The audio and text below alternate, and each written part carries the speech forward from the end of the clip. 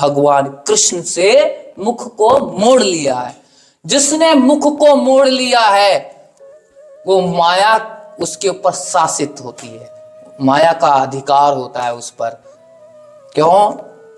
क्योंकि इन इंद्रियों पर ऐसे काबू नहीं पाया जा सकता। बहुत बड़ा कृष्ण साइंस है, इसको समझने के लिए भक्त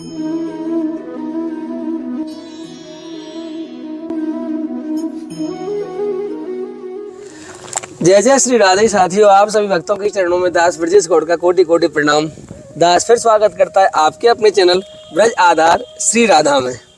दास आज आपको पुनः एक ऐसे संत की शरण में लेके आया है जिनका अनुग्रह दास के प्रति बहुत अधिक है। दास ने उनका सत्संग आपको पहले भी सुनाया था अपने पुराने चैनल ब्रज यात्रा के माध्यम से। आज लाडली जी कृपा से यद्यपि हमको यहाँ 2-2.5 घंटे वेट करना पड़ा है। महाराज जी यहाँ सेवा में थे और उन्होंने कहा कि बेटा मैं सेवा में हूँ और 2 घंटे बाद मैं यहाँ से निवृत्त हो जाऊँगा। तो महाराज जी निवृत्त हो चुके हैं और अब वो प्रसादी भी पा चुके हैं। दरअसल उस समय प्रसादी बना रहे थे, प्रसादी बना के ठाकुर जी को भोग लगाया, भोग लगाने के बाद स्वयं पाया। तो अब हम महाराज जी के श्री चरणों में चलते हैं और बड़े सरल और बड़े ज्ञानी और बड़े प्रेमी भक्त हैं ठाकुर जी के महाराज जी। यद्यपि संत सभी ठाकुर जी के प्रेमी होते हैं और ज्ञानी भी होते हैं, क्योंकि जब वो तत्व समझ में आ जाता है ना तो फिर ज्ञान, प्रेम, भक्ति, योग सब कुछ स्वतः ही अपने आप हृदय में आके विराजमान हो जाता है। तो चलिए मैं महाराज जी के इसी चरणों में आपको लेके चलता हूँ। चलो प्रभु, चप्पल उतार देना प्रभु यहाँ। चलो, राधे श्याम। और मैं आपको बता दूं कि महाराज जी का सत्संग लाडली जी कृपा से हम पहले ले चुके थे और बड़े कमेंट आए थे आप सबके कि महाराज जी का पुनः सत्संग एक बार अवश्य लेके आना। तो आज लगभग 2 घंटे यहाँ बैठने के बाद हमें महाराज जी का मुश्किल सत्संग प्राप्त हो रहा है। तो महाराज जी राधे श्याम। महाराज जी कैसे? महाराज जी विराजेंगे आप 2 मिनट? राधे श्याम। हम यहाँ 2 घंटे से लगभग महाराज जी के पास इंतजार कर रहे हैं। आपको सेवा है, महाराज जी सेवा में थे और ठाकुर जी के लिए प्रसादी बना रहे थे, फिर प्रसादी पवा के स्वयं महाराज जी यहाँ। राधे श्याम महाराज जी। महाराज जी ये तो छोटी सी भेंट है, आप इसे स्वीकार करो। 1 सेकंड महाराज जी। ये हमारे च्यवनप्राश का डिब्बा है, आपको फायदा करेगा सर्दियों में। ये महाराज जी बर्फी है दिल की। नहीं महाराज जी, इस जगह तो हमारा कर्तव्य बनता है लाने का।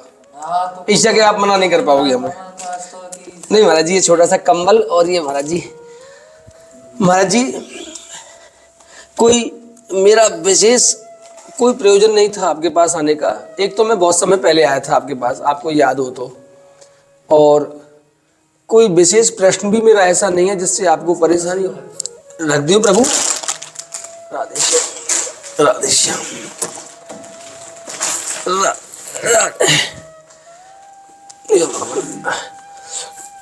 महाराज जी ये लगा दूं वहाँ पास में, ये इसमें आवाज आ जाएगी हमारी। ऐसे ऐसे बीच के लगेगा महाराज जी, ऐसे ऐसे कहीं भी ऐसे। महाराज जी नहीं लगा महाराज जी वो रंग से। मैं लगा दूर से, मैं आपको छूंगा नहीं। ये लो महाराज जी, आप कोई दिक्कत नहीं, आगे आवाज आएगा महाराज जी।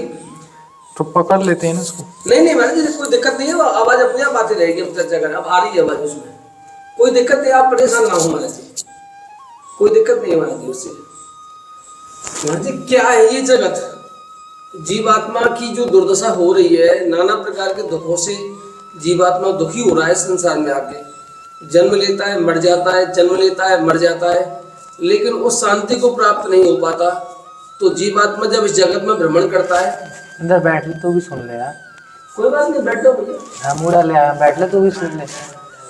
कोई बात नहीं। महाराज जी जीवात्मा को शांति कैसे मिले, क्योंकि ये जगत का रहस्य समझ में नहीं आ रहा है। बस ये लगता है कि इसका रहस्य संत जन जान चुके होते हैं, तो उनके पास कोई ना कोई कुंजी अवश्य मिलेगी महाराज जी। तो हम जीवात्मा है, हमें क्या करना चाहिए जो हमारे हृदय को शांति मिले महाराज जी? बस इतना सा प्रश्न है मेरा। पहली बात तो ये है, आपने कहा कि जीवात्मा क्यों दुखी है। पहली बात तो जीवात्मा कभी दुखी होता ही नहीं है। तो कौन अनुभव कर रहा है दुख का, परेशानी? जी आत्मा तो गीता में भगवान कृष्ण बोल रहे हैं, अर्जुन को कहा कि तुम युद्ध करो, वो भी तुम्हारी तरह मुंह में पड़ गया जो प्रश्न तुम कर रहे हो। अरे नहीं, हम दुखी हैं, ये हैं, वो हैं, हमारे संबंधी हैं। हमारे ये है, हमारे गुरु हैं, भाई हैं, काका के, ताऊ के, चाचा के, हमारे नाती पंती सब इसी में घुसे पड़े, मुंह में पड़ गया था ना। तो जब हम इंद्रियों के वश में होते हैं, ज्ञान इंद्रियां, कर्मेंद्रियां और सूक्ष्म इंद्रियां, इनको दुख होता है, इनमें ही कष्ट होता है। भगवान ने गीता में कहा है कि अर्जुन, तुम ये मत समझो कि ये दुख ही तुम इनको मार रहे हो। दुख इंद्रियों के बोध से संपन्न होता है, इंद्रियों का वेग है। धीरस्तत्र, आप धीर पुरुष हो, धीरता को प्राप्त हो। जो धीर पुरुष होते हैं वो कभी शरीर के प्रति आकर्षण नहीं होते। तो अगर जो आत्मा कभी दुखी होता है, आत्मा को कोई दुख नहीं होता। सतचित्त आनंदमयी, हम और आप सत और चित्त आनंदमयी है। जिस प्रकार भगवान आनंदमयी है, उसी प्रकार उनसे निकले हुए हम भी आनंदमयी हैं। लेकिन इस शरीर में उस आनंद को जागृत करना है। जब वो शरीर में, इस शरीर में अपनी कर्मेंद्रियों को, इंद्रियों को वश में करने के लिए भगवान कृष्ण ने कहा, तो वो अर्जुन ने खुद ही कह दिया कि मेरे बस की बात नहीं है इनको वश में करना। लेकिन बताओ कैसे होगा? उन्होंने कहा कि मन को वश में करना तो हर किसी के बस की बात नहीं है ना। तो आत्मा जो है, भगवान कृष्ण ने गीता में साफ साफ कह दिया, अर्जुन को सबसे पहले बताया कि तुम मूर्खता को मत प्राप्त हो, तुम तो बुद्धिमान पंडित जैसी बातें करते हो और फिर इस प्रकार मोहित होते हो। तुम्हारा कर्म है युद्ध करना, युद्ध से विमुख मत हो। तो गीता का सार जो है उसमें कर्म विधि बताई गई है। आप गीता को पढ़ोगे, गीता ऐसे समझ में नहीं आती। गीता जो समझ चुका है, मतलब समझने की बात नहीं है, गीता की बात जो है, जो हम कर्म कर रहे हैं, जिस पथ पर हम चल रहे हैं, उस पथ के विषय में अच्छी अच्छी जानकारी होती है कि इस पथ पर क्या है। आध्यात्मिक संसार के विषय में ठीक वही जानता है। सुत गोस्वामी बोले हैं, जब बड़े सभी ऋषि मुनियों ने देखा कि कलयुग आ गया और नैमिषारण्य में सभी ऋषि मुनि सुत गोस्वामी के पास पहुंचे। वो 1000 वर्ष का यज्ञ करने के लिए जा रहे थे। किसके लिए? हम आत्माओं के लिए, इस कलयुग में आने वाली आत्माओं के लिए। वो जितने ऋषि मुनि थे वो सीधे गए सुत गोस्वामी के पास। सुत गोस्वामी के पास जाते ही यही प्रश्न किया कि जो आप प्रश्न कर रहे हो ना, ये उल्टा है। क्योंकि शरीर में दुखी होता है, शरीर मरता है, आत्मा तो कभी मरती नहीं है। सुत गोस्वामी के सामने उन्होंने ये प्रश्न किया कि कलयुग में आने वाले उन पतित आत्माओं का क्या होगा। आपने उन बड़े बड़े ऋषियों का संग किया है, साक्षात सुखदेव गोस्वामी के मुख से वो कथा का श्रवण किया है। आप बताइए कि हमारे लिए बताइए, हमारा क्या होगा और उन आत्माओं को क्या, हमें आगे क्या करना है। तो बहुत से ऐसे प्रश्न किए। उसमें सुत गोस्वामी कहते हैं कि सर्वप्रथम हमें भगवान का क्या ध्यान करना है, कैसे ध्यान करना है, कीर्तन करना है, संकीर्तन बताया गया है उसमें। सुत गोस्वामी बोले कि निरंतर कथा का क्लास लेना, कक्षा, निरंतर श्रीमद् भागवत का संग करना और भागवत भक्त का संग करना, भागवत का संग करना, भक्त का संग करना एक है। सुखदेव गोस्वामी के मुख से जो वचन निकले हैं, जो श्लोक निकले हैं, उन श्लोकों से अगर जो किसी के हृदय में ध्यान से सुनता है, उन कथा को ध्यान से सुनता है, तो उसमें प्रेमा भक्ति जागृत होती है। और जैसे जैसे वो प्रेमा भक्ति को जागृत होती है तो प्रकृति से 3 गुण, रजोगुण, तमोगुण, सतोगुण, तमोगुण रजोगुण से ऊपर उठता है। जबकि 2 गुण से जब ऊपर उठता है व्यक्ति, तभी वो भक्ति में स्थिर होता है। ठीक है ना। और जब इन तीनों गुणों से व्यक्ति ऊपर उठ के आगे आध्यात्मिक संसार की ओर आकर्षित होता है, उसका सीधा केंद्र वहां होता है, फिर उसको इस संसार से कोई लेना देना नहीं। भगवान कृष्ण ने गीता में कहा है कि कर्म करो। अब हम क्यों विचलित है? हम भजन भी कर रहे हैं, सब कुछ कर रहे हैं, लेकिन मन फिर भी स्थिर नहीं है, भी पिछले थे महाराज जी, और क्या है ना। भगवान कृष्ण ने कहा है गीता में, अर्जुन आत्मा हमेशा 3 प्रकृति के तीनों गुणों से उत्पन्न, उसको कर्म करने में विवश है, कर्म करना पड़ेगा। इसीलिए आप आत्म संस्कार को प्राप्त हो। जब तक आपको आत्म संस्कार नहीं होगा, अपना बोध नहीं होगा, तब तक, क्योंकि आत्मा सक्रिय है, सक्रिय है, उसको कोई फर्क नहीं पड़ता, चलते रहो, उसको चलना है और कर्म करता रहेगा, क्योंकि ये उसका स्वभाव है। धर्म का अर्थ क्या है? धर्म का अर्थ है अस्तित्व का पोषण, अस्तित्व का पोषण। आपका अस्तित्व क्या है? आपका अस्तित्व है आत्मा, आत्मा का पोषण और आत्मा का पोषण, और उसका पोषण इस भौतिक संसार की इन पदार्थों से कभी भी संतुष्ट होने वाला नहीं है। इसीलिए वो भगता रहता है, इसीलिए वो इधर उधर भागता रहता है, इसीलिए वो दुख पाता है, क्योंकि उसने अपने मुख को मोड़ लिया है, भगवान कृष्ण से मुख को मोड़ लिया है। जिसने मुख को मोड़ लिया है, वो माया उसके ऊपर शासित होती है, माया का अधिकार होता है उस पर। क्यों? क्योंकि इन इंद्रियों पर ऐसे काबू नहीं पाया जा सकता। बहुत बड़ा कृष्ण साइंस है, इसको समझने के लिए भक्त संगत करना पड़ेगा, क्योंकि ये बातें बहुत लंबी चौड़ी है। इस प्रकार विस्तार पूर्वक आपको बताएंगे तो यहां से शाम हो जाएगी, क्योंकि ये कृष्ण साइंस है। सीधी बात है, सुखदेव गोस्वामी ने कहा है कि जिसने भगवान का जो लोग भगवान का संकीर्तन करते हैं, जो आध्यात्मिक को प्राप्त हो चुके हैं, जो भौतिक संसार में हैं, और जो सिद्धि के द्वारा या आत्म साक्षात्कार द्वारा आत्म संतुष्ट हो गए हैं, उन सबों के लिए हरि नाम संकीर्तन एक मार्ग है।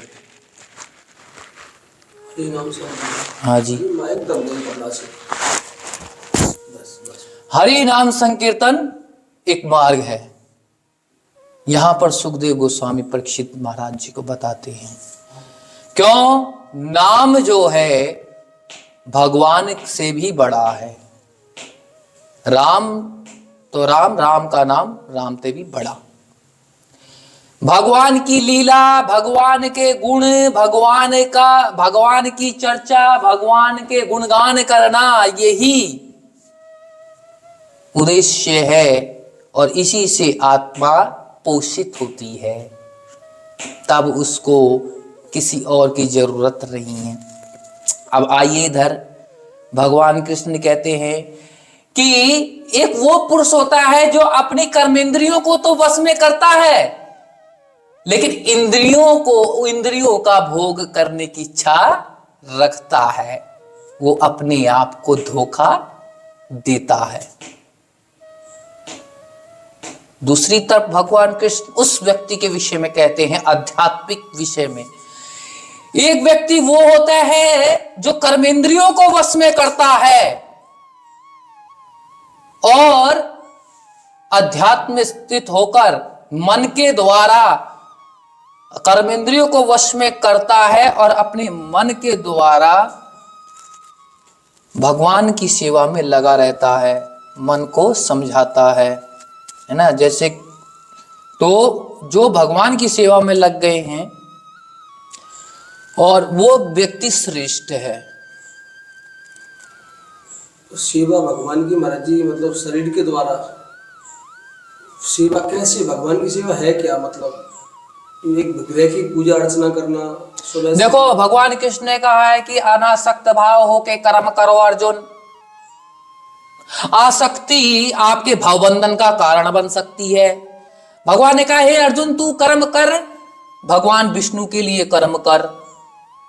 तू जो भी कर मेरे लिए कर, तू तप कर मेरे लिए कर, तो तू खा भी तो मेरे लिए खा, तू जी भी तो मेरे लिए जी, तू यज्ञ कर तो मेरे लिए कर, तू युद्ध कर मेरे लिए कर।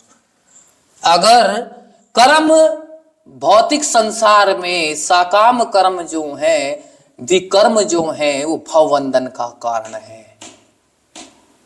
लेकिन इसको परिणित करना है आध्यात्मिक कर्मों में। कैसे? यही प्रश्न है ना। आप हमारे ऐसी भक्ति वेदांत शिला प्रपात जी ने कहा है आप घर में रहो, घर छोड़ने की जरूरत नहीं है, बाहर जाने की जरूरत नहीं है, जंगल में जाने की जरूरत नहीं है। आपने जो भी कमाई ला रहे हो भगवान को पहले भोग लगाओ, क्योंकि भगवान ने प्रजापति, हमारे जो प्रजापति हुए ने देवताओं, मनुष्य और देवताओं की संतति, गीता में कहा है मनुष्य और देवताओं की संतति सहित यज्ञ को उत्पन्न किया और कहा कि जाओ इसके द्वारा तुम सुखी रहोगे, इस यज्ञ को करके तुम हर एक चीज की मुक्ति और उससे संपन्न सामग्री को प्राप्त कर सकते हो। दूसरी बात, अगर जो कोई इनको बिना भोग लगाए कोई अगर जो ग्रहण कर लेता है वो चोर है। गीता में है, गीता सार में चोर कहलाता है। बिना भोग लगाए आप घर में खा रहे हो, आप चोर हो। घर में ठाकुर जी को रखो, पूरा परिवार है, भोग बनाओ, वहीं कीर्तन करो, घर में ही सत्संग करो, घर में गीता पढ़ो, घर में श्रीमद् भागवत पढ़ो। आप हमारा गुरु नहीं है, हम गुरु के आगे पढ़ेंगे। गुरु स्वयं साक्षात सुखदेव गोस्वामी बैठे हैं, गुरु चैतन्य महाप्रभु बैठे हैं, हरे कृष्ण महामंत्र जपो घर में बैठ के। जो हरे कृष्ण महामंत्र को नहीं जपता वो भगवान कृष्ण चैतन्य महाप्रभु के चरण कमलों का अपराध करता है। और कलयुग में केवल हरे कृष्ण महामंत्र है। सुखदेव गोस्वामी भी कह रहे हैं हरि नाम संकीर्तनम, भगवान का गुणगान, भगवान का कीर्तन। और घर में बैठ के हरे कृष्ण महामंत्र की माला जपो। आपको टाइम निकालना होगा, टाइम निकालना होगा। जब इतने साकाम कर्मों में टाइम दे रहे हो, 2 घंटा के आप भजन में टाइम नहीं दे सकते? भजन में टाइम दो। गलती है तुम्हारी, ना तो भोग करो दुख पाओ। भगवान ने कहा है कि जिस व्यक्ति ने इन कर्मों को करके, दिव्य कर्मों को करके, आत्म संस्कार होके, और उसके लिए भले बुरे का कोई कर्म नहीं है, उसके लिए कोई कर्म नहीं है, उसको कर्म करने की कोई आवश्यकता नहीं है अर्जुन, उसको कर्म करने की कोई आवश्यकता नहीं है। वो भगवंदन है, क्यों? आत्म संस्कार के बोध को प्राप्त हो गया। सत चित्त आनंदमय, वो सदा स्वयं में आनंदमय रहता है। इसी शरीर में आपको आनंद जागृत हो जाएगा, इसी शरीर में। उसको बोलते हैं समाधि योग, भक्ति योग। ज्ञान योग के माध्यम से भी कृष्ण ने कहा है कि आप, हे अर्जुन, मैं तुमको पहले ही कह चुका हूं कि आत्म संस्कार के 2 ही मार्ग हैं, ज्ञान योग, भक्ति योग। या तो ज्ञान के माध्यम से या भक्ति के माध्यम से आत्म संस्कार करना। आज की डेट में आत्म संस्कार हुआ नहीं है। जब तक आत्म संस्कार नहीं होगा आपका मन विचलित रहेगा। ये कर लूं, चेला को जुटा लूं या चेला बिठा लूं,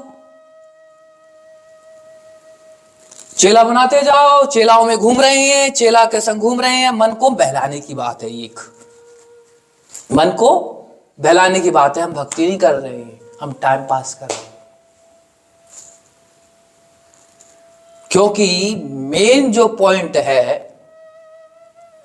अपने आप को वश में, इन इंद्रियों को खो देना, उस तत्व में विलीन कर देना। एक ये योगी होता है, सबसे बड़ा योगी उसके लिए है। ये वो योग है, भक्ति योग वो योग है जिसके सामने सारे योग फेल है। गोपियां जो थी वो भक्ति योग में स्थित थी, सब कार्य कर रही थी, पर गाय का दूधन भी कर रही थी, बच्चे भी पाल रही थी, घर का चूल्हा चौका भी कर रही थी, लेकिन नाम कृष्ण का ले रही थी। ये है आत्म संस्कार, इसको कहते हैं आत्म संस्कार। और इसको जो भी प्राप्त नहीं हुआ है, जो भी आत्म संस्कार को प्राप्त नहीं है, उसका मन हमेशा विचलित रहेगा, दूसरों का संग करेगा, चेले बनाएगा, ना तो उनको भक्ति के लिए कहेगा, उनके चेले भी कहीं ना कहीं गलतियां करते रहेंगे, बढ़िया धन आ जाएगा, बड़ी बड़ी गाड़ियों में घूमना है, बस यहीं तक वो रह जाएगा अपने, और ज्ञान कहने में पटु रहेगा। ज्ञान तो हर कोई बोलता है, पोथी पढ़ पढ़ पंडित भयो ना कोई, पढ़ ढाई अक्षर प्रेम का बड़ा पंडित हुई। तो प्रेम निष्ठा, जब तक इस संसार से इंद्रियां, ये स्पर्श, ये इंद्रियां, इनका काम है कर्म, ये है ज्ञान इंद्रियां, इनका काम है कर्म इंद्रियों को टक्कर देना, और कर्म इंद्रियां सूक्ष्म इंद्रियों को टक्कर देती हैं। उसमें मन स्थित बैठा हुआ है, बुद्धि बैठी हुई है, मन बुद्धि है और अहंकार ये बैठा हुआ है। तीन है, उसमें सूक्ष्म इंद्रियां हो गई और हाथ पांव कर्म इंद्रियां। ये जो सूक्ष्म इंद्रियां जो है ना, मन बुद्धि अहंकार, ये तीन जो है ना, ये आदमी को भ्रमित करते हैं। लेकिन जैसे जैसे जैसे जैसे हम सतोगुण तक उठते हैं तो ये शांत होते हैं। अपने गुणों को शांत करना है, और ये शांत कैसे हो?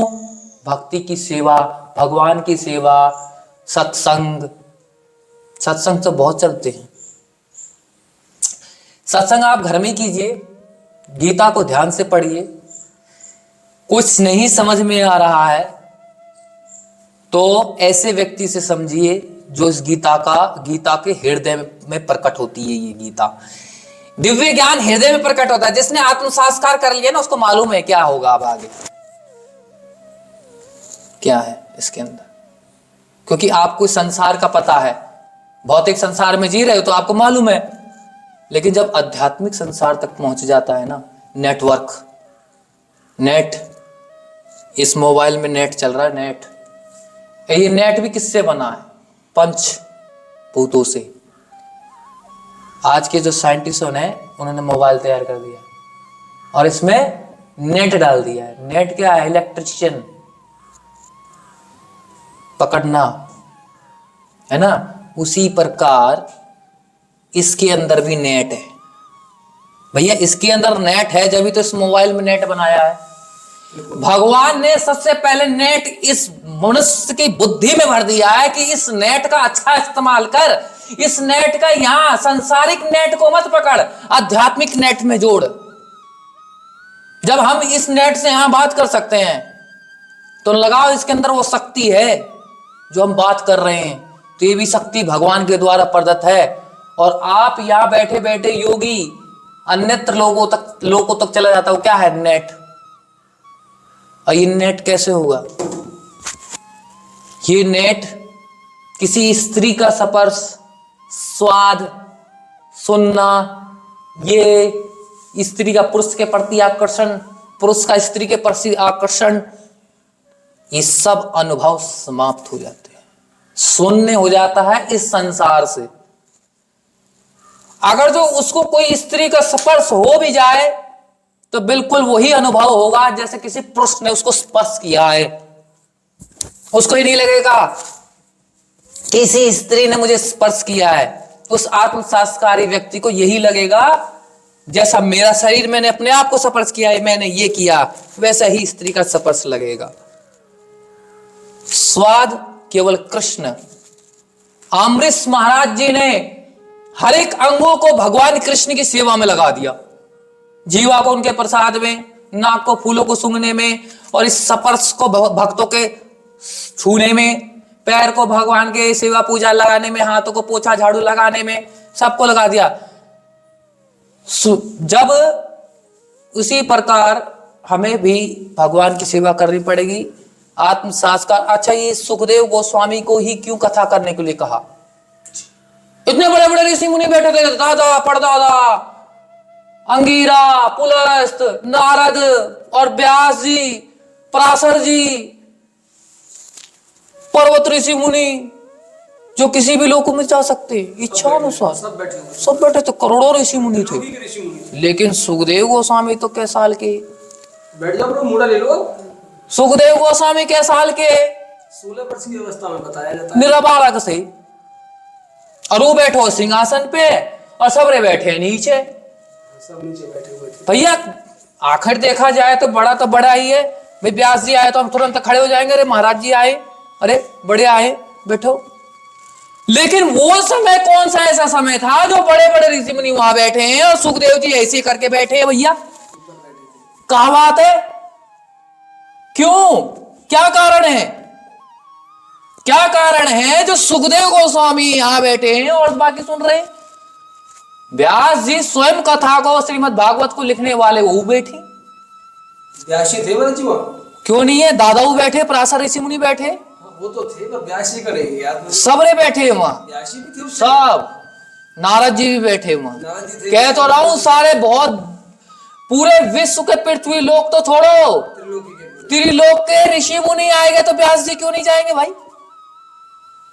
सकता है व्यासी भी हो। क्यों नहीं जाएंगे? क्यों?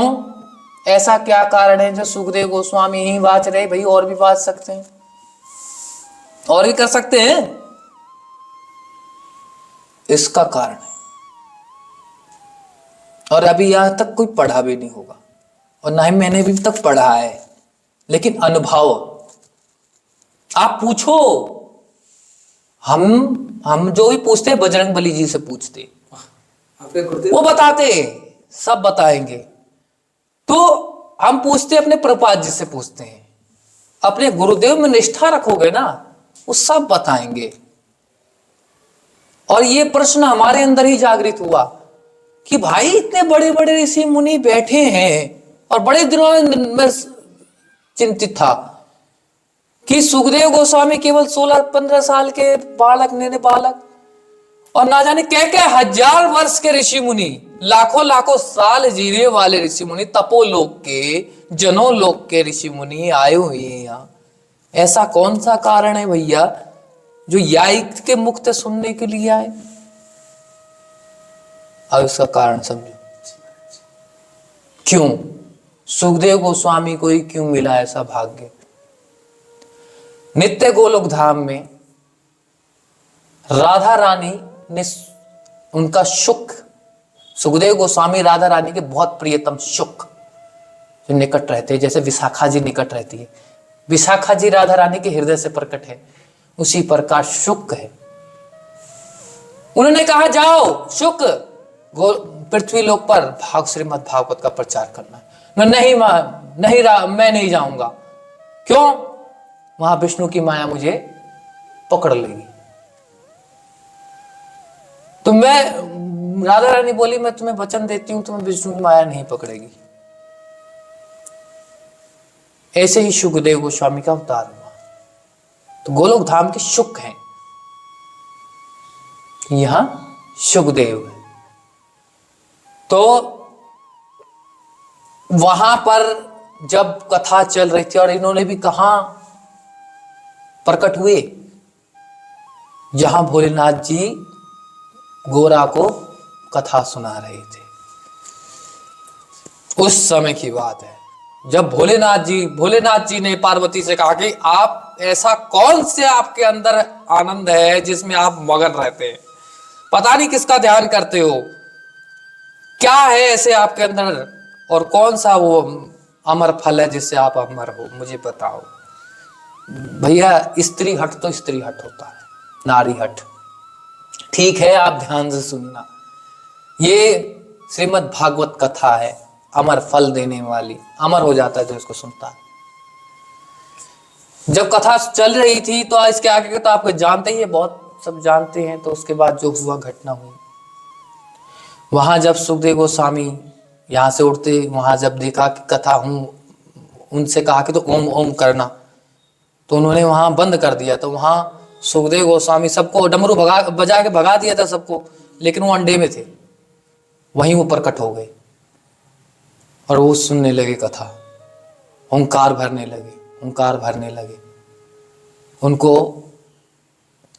जब देखा कि गोरा जी पे भोलेनाथ जी की नजर पड़ी, नहीं ये तो सो रही है, ओंकार कौन भर रहा था, देखा तो एक तोता। उन्होंने तुरंत उनके पीछे हथियार लेके भोलेनाथ जी भागे और वो जाके सीधे व्यास जी की उन कुटिया के पास बैठे। सुबह सुबह माता जी उठी हुई थी, उन्होंने जैसे मुख खोला, सुखदेव उसमें घुस गए और सीधा पेट में गए। अब कहा कि सुखदेव जी वो तोता रूप में थे, वहां कैसे बने, क्योंकि व्यास जी जो हैं भगवान के पुरुषावतार, भगवान के अवतार हैं, उनका शरीर हमारे शरीर जैसा नहीं है। और जो माता जी हैं, जब उनकी पत्नी हैं, तो जब ये बात, जब भोलेनाथ जी वहां पहुंचे तो व्यास जी आए गए और व्यास जी ने कहा, हो भाग्य हमारे जो भोलेनाथ पधारे। बोलिए महाराज जी कैसे हैं? ये एक सुख है, उसने कथा सुना और वो उसने ऐसे ऐसे किया। आपको पता है कथा से, उन्होंने कथा सुनी, तो कथा जो सुनता है अमर हो जाता है, तो आप उसको कैसे मार सकते हैं?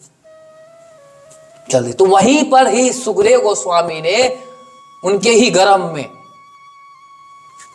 मनुष्य रूप धारण किया और सुखदेव गोस्वामी का जो वर्ण था वो कृष्ण वर्ण था, श्यामल वर्ण, कृष्ण वर्ण के थे सुखदेव गोस्वामी। तो वहां पर जैसे उन्होंने जन्म लिया, वहां से जैसे उन्होंने कहा कि अब मैं बाहर नहीं आऊंगा। व्यास जी बोले, बाहर आओ मेरे पुत्र। नहीं, मैं नहीं आ रहा बाहर। तो वहां पर द्वारिका से भगवान कृष्ण आए, उन्होंने वचन दिया कि आप बाहर आओ, मैं वचन देता हूं कि आपको मैं माया नहीं पकड़ेगी। तब सुखदेव गोस्वामी बाहर आए। बाहर आते उन्होंने घर छोड़ दिया, सीधे निकल लिए थे महाराज जी, निकल लिए। इससे आगे का पता है कुछ? इतना ही पता है, कलरव में जाके छुप गए बस। फिर व्यास जी ने इनको सुनाया इससे आगे वो निकले, व्यास जी पीछे पीछे, सुखदेव जी आगे आगे चलते गए। जैसे ही सुखदेव गोस्वामी वहां से निकले तो वहां पर कुंड था जिसमें स्त्रियां स्नान कर रही थी और सुखदेव गोस्वामी वहां से निकल गए। जैसे व्यास जी वहां पहुंचे तो एक चीज देख स्त्रियों को उन्होंने अपना पटका उठाया, वे डाल लिया। व्यास जी आएंगे, ऐसे करके उन्होंने पटका डाल लिया। व्यास जी बड़े आश्चर्यचकित हो गए, कहा कि अरे मेरा पुत्र जवान है, उसको देख के तुमने अछला नहीं डाला, उसको देख के तुमने कुछ नहीं किया, लेकिन मुझे देख के क्यों पर्दा किया? इस पर जो भी वहां देवी नहा रही थी उन्होंने कहा कि हे सुखदेव, तो आपका जो पुत्र है ना वो स्त्री और पुरुष के भेद को नहीं जानता है कि स्त्री और पुरुष के संबंध क्या है। वो एकदम निर्मल है, गंगा जल की तरह निर्मल है, इसीलिए उनको देख के हमने कोई आश्चर्य नहीं हुआ। वो क्यों? वो आत्म संस्कार था। जब आत्म संस्कार होता है ना तो इस प्रकृति से जनित हर एक वस्तु निष्क्रिय हो जाती है, स्वाधीन। उसके लिए इसके अंदर कोई स्वाद नहीं रहता। क्यों? उसको तो आनंद वहां से मिल रहा है। तो सुखदेव गोस्वामी का नेटवर्क जो है ना गोलोक धाम से जुड़ा हुआ था, इसीलिए वो अच्छा अच्छा जानते थे। और सुखदेव गोस्वामी ने कहा कि हे परीक्षित, मैं तो आत्म संतुष्ट था, मतलब अपने आत्म पूर्ण था, लेकिन फिर भी मैं भगवान की उन लीलाओं के प्रति आकर्षित हुआ और मैं वही कथा तुम्हें सुनाऊंगा।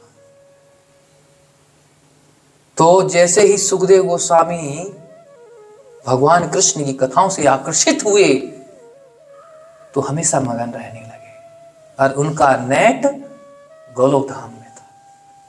एक तो वैकुंठ हो गया, लेकिन वो जब गोलोक धाम पहुंचता है वही ठीक ठीक से अच्छी अच्छी दिव्य साइंस भगवान कृष्ण का साइंस जानता है। तो जितने ऋषि मुनि थे वो गोलोक धाम तक नहीं थे, वैकुंठ तक थे, जनोलोक तक थे ना। राधा रानी ने किस ऋषि मुनि को दर्शन दिया सतयुग में? किसी को नहीं दिया ना। कलयुग में सौभाग्य है जो राधा रानी मिल रही है, कृष्ण मिल रहे हैं। कृष्ण ने दिया दर्शन, किसको दिया? चतुर्भुज के दर्शन हुए हैं द्वापर त्रेता सतयुग। कलयुग में कृष्ण के दर्शन होते हैं और राधा कृष्ण के दर्शन होते हैं। तो सुखदेव गोस्वामी कृष्ण और राधा के बीच के प्रेम को अच्छा अनुभव करते थे और जानते थे, इसीलिए वो भागवत को ठीक से बात सकते थे। क्यों? परीक्षित का हर एक प्रश्न का उत्तर देना हर किसी की वसी बात नहीं था। और उन्होंने प्रश्न गोपियों पे भी उठाया, क्या वो तो धर्म के लिए आए थे और क्यों उन स्त्रियों के साथ उनका संबंध क्यों? तो इस पर सुखदेव गोस्वामी बहुत महिमा मंडित करके, महिमा मंडित करना जानते थे सुखदेव गोस्वामी कि श्लोक को कैसे महिमा मंडित किया जाए, आध्यात्मिक और भौतिक से अलग अलग। जैसे हंस अपनी चोंच डुबाता है ना, दूध को अलग और पानी को अलग कर देता है, वो हंस थे हमारे सुखदेव गोस्वामी, जिनके मुख से काटा हुआ फल था और मीठा हो गया। व्यास जी ने लिख के रख दिया, लेकिन मिठास किसने भरी? सुखदेव गोस्वामी ने मिठास भरी। तो ये है अमर फल। तो जीवन का लक्ष्य जो है भगवान का भगवत प्रेम प्राप्त करना, आत्म संस्कार करना। आत्म संस्कार के दो मार्ग भगवान की गीता में बताई दिए हैं, या तो ज्ञान योग या फिर भक्ति योग, फिर कर्म योग। ठीक है, तो यहीं पर हम आपको विराम देते हैं। ठीक है महाराज जी, ठीक है महाराज जी। बोल सुखदेव गोस्वामी महाराज जी की जय। ठीक है महाराज जी, अब यहाँ विश्राम दे रहे हैं वाणी को, और फिर हमें भी आप आज्ञा दीजिए। जय श्री राधे, जय श्री कृष्ण। इस चैनल के माध्यम से हम यही कहना चाहेंगे कि जो भी भक्त हो या गृहस्थी हो, भक्त इस चैनल के माध्यम से यही बताना चाहेंगे, जब भक्त हो या गृहस्थी हो, सबसे पहले उसको आत्म संस्कार का अनुभव हो तो वो कथा कहे, नहीं तो कथा में अपराध बनता है। और नहीं तो वो पहले भजन करे, पहले वो अपने अनुभव को, अपनी इंद्रियों को देखे, इंटरव्यू ले कि मेरी इंद्रियां स्त्री के प्रति आकर्षण हुई कि नहीं। इंटरव्यू लो, देखो, अगर जो नहीं हुई तो हम कथा वाचने के अधिकारी नहीं है। इस चैनल के माध्यम से सभी भक्तों को कहना चाहते हैं कि कथा सिर्फ और सिर्फ वही जानता है जो कामासक्ति से मुक्त हो।